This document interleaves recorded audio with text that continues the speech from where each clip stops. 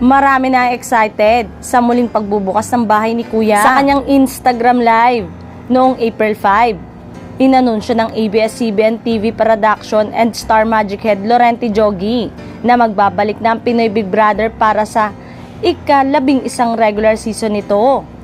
Sa naganap naman ng finale media ko ng Can't Buy Me Love ay nakapanayam ang isa sa mga host ng nasabing reality show na si Robby Domingo na nagsilbing host ng naganap na MediaCon. Dito ay ibinahagi niya ang kanyang excitement sa pagbabalik ng Pinoy Big Brother na tiyak raw na magiging pasabog dahil ang inaasahang imposible ay mangyayari sa bagong season nito. Hindi direktang masagot ni Robby kung may kinalaman ba ito sa napapabalitang bagong bahay ni Kuya, ang Kapuso Network.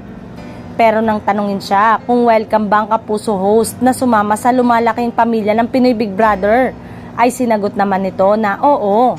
Sa June na mapapanood ang Pinoy Big Brother Season 11 at sa April 27 at 28 naman magsisimula ang Star Hunt Audition kung saan kukunin ang mga susunod na housemate, idol trainees at Star Magic artists. Pinag-uusapan kasi ngayon sa online world ang balitang ipapalabas sa isa sa mga channel ng GMA7 ang reality TV show na Pinoy Big Brother ng ABS-CBN Studio.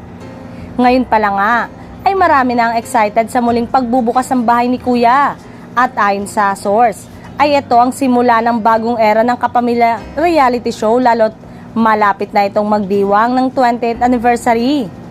New era dahil pagkatapos ng halos 2 dekada ay magkakaroon na ng bagong bahay si Kuya o Big Brother at ang hula nga ng netizen na tinutukoy na bagong bahay ni Kuya ay ang bago raw nitong tahanan or network, ang GMA7.